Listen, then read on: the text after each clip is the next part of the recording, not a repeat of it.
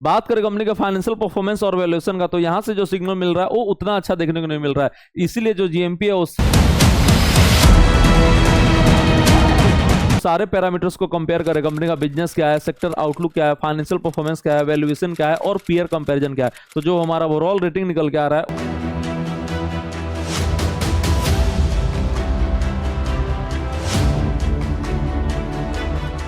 Welcome to our channel CA Abhipan, जहां stock market सीखना काफी आसान और मजेदार है। आज हम लोग डिस्कस करने जा रहे हैं एक मेन बोर्ड का आईपीओ एमएनबी इंजीनियरिंग का। ये आईपीओ ओपन होने जा रहा है 30 जुलाई को और ओपन रहेगा 1 अगस्त तक। इसका जो अलॉटमेंट आउट होगा वो 4 अगस्त को होगा और लिस्टिंग होने वाला बीएससी और एनएससी दोनों एक्सचेंज पे 6 अगस्त को। आईपीओ का प्राइस बैंड सेट किया गया 366 से 385 पर इक्विटी शेयर और यहां पर जो मार्केट कैपिटलाइजेशन होने जा रहा है वो 300 करोड़ होने जा रहा है। लॉट साइज 38 शेयर्स का है, मतलब रिटेल इन्वेस्टर्स को मिनिमम इन्वेस्ट करना पड़ेगा 14,630 रुपया। वही एचएनआई कैटेगरी में आपको 14 लॉट अराउंड हो जाएगा 2,04,820 रुपया।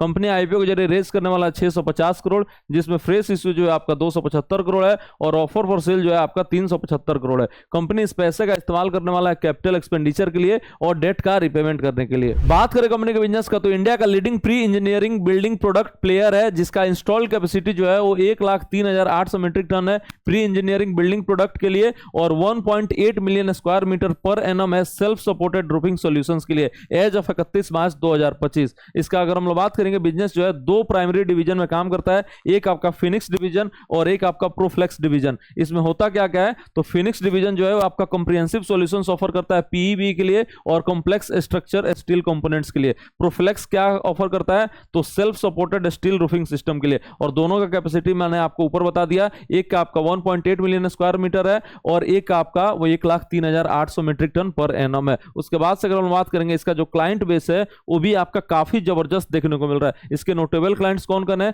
तो अडानी ग्रुप हो गया, टाटा एडवांस सिस्टम हो गया, इंटास फार्मास्यूटिकल हो गया, एलेंबिक हो गया, हल्दीराम हो गया, आपका अरविंद हो गया, लुबी इंडस्ट्रीज हो गया, ये सब इसके क्लाइंट बेस है। और इसका एज ऑफ 31 मार्च 2025 देखें तो ऑलरेडी 9,500 प्रोजेक्ट को ये कंप्लीट कर चुका है और इसका देखेंगे तो 1,600 प्रोजेक्ट जो है अंडर फिनिक्स इन्वॉल्विंग 6,40,000 मीट्रिक टन, और उसके बाद से अगर हम देखेंगे तो 7,900 प्रोजेक्ट जो है अंडर प्रोफ्लेक्स हुआ है। ये कितना कवर किया, तो 18.5 मिलियन स्क्वायर मीटर जो है फॉर रूफिंग के लिए। और कितने देशों में काम कर चुका है, तो 22 कंट्रीज में ये ऑलरेडी कामकाज कर चुका है। तो इसका बिजनेस जो है वो काफी शानदार देखने को मिल रहा है और इस सेक्टर में जो ग्रोथ भी देखने को मिल रहा है वो भी काफी शानदार देखने को मिल रहा है। उसके बाद से अगर हम लोग इसका की प्रोजेक्ट देखें तो यहां पर ऑलरेडी काम क्या कर चुका है, ये टेक्सटाइल प्लांट के लिए मध्य प्रदेश में, उसके बाद से ग्लोबल अप्लायंस ब्रांड के लिए नोएडा में, देन आपका वेयर हाउसिंग ये आपका ई कॉमर्स के लिए, उसके बाद से रेलवे प्रोजेक्ट भी काफी ज्यादा किया है, उसके बाद से आपका इंटरनेशनली प्रोजेक्ट कामकाज किया है टेक्सास में और न्यू जर्सी में, उसके बाद से अगर हम देखेंगे तो सीपीयार्ड के लिए कोलकाता में किया है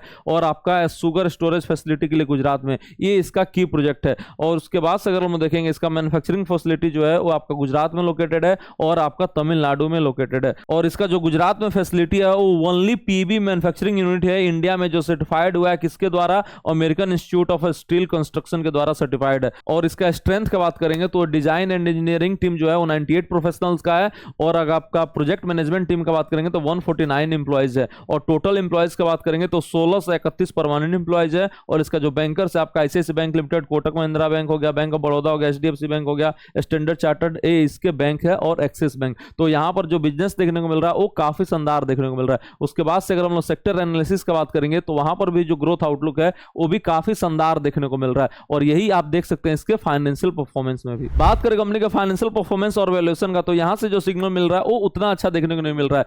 इसीलिए जो जीएमपी है वो सिर्फ 5% देखने को मिल रहा है। अगर आप देखेंगे यहाँ पर रिवेन्यू, तो रिवेन्यू हुआ करता था 889 करोड़, देन आपका 808 करोड़, थोड़ा सा यहाँ पर ड्रॉप देखने को मिल रहा है। उसके बाद से फिर से यहाँ पर 996 करोड़ का रिवेन्यू हो गया। तो उसके बाद से अगर हम लोग प्रॉफिट का बात करेंगे तो 32 करोड़ का प्रॉफिट, देन 45 करोड़ का, देन आपका 77 करोड़। तो यहाँ पर टॉप लाइन में मेजर ग्रोथ नहीं है, खासकर 2024 में, 2025 में आपको अच्छा खासा ग्रोथ देखने को मिल रहा है, लेकिन यहाँ पर बॉटम लाइन में कंसिस्टेंट ग्रोथ देखने को मिल रहा है। उसके बाद से अगर हम देखेंगे वैल्यूएशन, तो यहाँ पर जो पोस्ट आईपीओ निकल के आ रहा है वो 28.55 का निकल के आ रहा है और इंडस्ट्री का भी जो पी रेशियो है वो भी आपका 30 के आसपास ही है, मतलब मार्जिन ऑफ सेफ्टी जो है वो काफी कम देखने को मिल रहा है। आरओई अगर हम देखेंगे तो 25 का है, आरओसी आपका 24.80, प्राइस टू बुक ये थोड़ा सा महंगा है 6.28 का, डेट इक्विटी आपका कंफर्टेबल है 0.33 का और रिटर्न ऑन नेटवर्थ जो है वो भी आपका 25.14% का है। तो यहाँ पर रिटर्न रेशियोज कंफर्टेबल है। आपका बॉटम बॉटम लाइन में जो ग्रोथ है वो भी आपका काफी सही है। यहाँ पर थोड़ा सा इनकंसिस्टेंट ग्रोथ देखने को मिल रहा है आपका टॉप लाइन में, लेकिन अगर हम लोग बाकी डिटेल्स देखेंगे तो काफी अच्छा खासा देखने को मिल रहा है। बस थोड़ा सा अगर प्राइस जो है वो थोड़ा सा नीचे रहता, मार्जिन ऑफ सेफ्टी जो है रहता,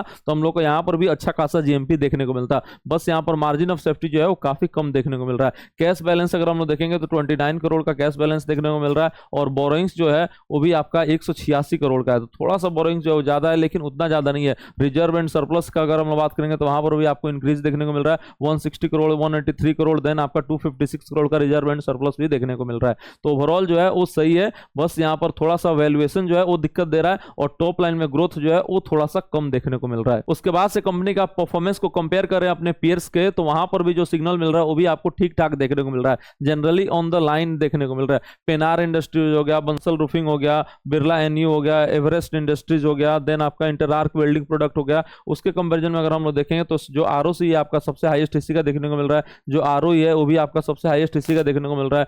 पी रेशियो अगर आप देखेंगे तो इंडस्ट्री के आसपास ये 28.55, किसी का 27 है, किसी का 29 है, और इसका 33 है। प्राइस टू वैल्यू अगर हम लोग देखेंगे तो सबसे ज्यादा इसी का है, और डेट टू इक्विटी अगर हम लोग देखेंगे तो इसका 0.33, इसका 0.81, बाकी का उसी रेंज में कामकाज कर रहा है। और रिटर्न ऑन नेटवर्थ भी देखेंगे तो सबसे हाईएस्ट इसका है। तो रिटर्न रेशियो जो अगर हम लोग देखें तो सबसे हाईएस्ट इसका है। वैल्यूएशन भी आपका यहाँ पर महंगा निकल के आ रहा है, प्राइस टू वैल्यू, और पी रेशियो भी इंडस्ट्री के आसपास ही है, मतलब मार्जिन ऑफ सेफ्टी जो है वो काफी कम निकल के आ रहा है। अब अगर हम लोग सारे पैरामीटर्स को कंपेयर करें, कंपनी का बिजनेस क्या है, सेक्टर आउटलुक क्या है, फाइनेंशियल परफॉर्मेंस क्या है, वैल्यूएशन क्या है, और पीयर कंपैरिजन क्या है, तो जो हमारा ओवरऑल रेटिंग निकल के आ रहा है वो 2 स्टार निकल के आ रहा है। और कंक्लूजन क्या है, तो आप इस आईपीओ को अवॉइड कर सकते हैं। और आईपीओ है जिसमें आप अप्लाई कर सकते हैं, जिसमें जीएमपी जो है अच्छा खासा देखने को मिल रहा है, और हमारा रेटिंग भी जो बन रहा है वो अप्लाई का बन रहा है। सेफ हम चल रहे चाहते तो इसमें जीएमपी थोड़ा बहुत बन सकता था, क्योंकि जो पी रेशियो है वो उतना ज्यादा नहीं है, लेकिन इंडस्ट्री का भी जो है उतना ज्यादा रेटिंग मिलता नहीं है। ग्रोथ भी जो है वो आपको लिमिटेड इंडस्ट्री के आसपास ही देखने को मिलता है, और इसी के चलते मैं भी सेफ चल रहा हूं। और इसी पीरियड में बहुत सारा आईपीओ ओपन है, तो जिसमें जीएमपी ज्यादा है और जिसमें स्कोप ज्यादा है उसका मैं रेटिंग रखा हूं अप्लाई का, तो उसको जाके आप चेकआउट कर लीजिए फाइनेंस साथी की वेबसाइट पे और हमारे यूट्यूब चैनल पे। मिलते हैं हम आपसे अगले वीडियो में एक नए आईपीओ अपडेट और स्टॉक मार्केट लर्निंग के साथ। होप आपको वीडियो पसंद आया होगा। वीडियो पसंद आया तो लाइक कर दीजिए और शेयर कर दीजिए। Thank you so much.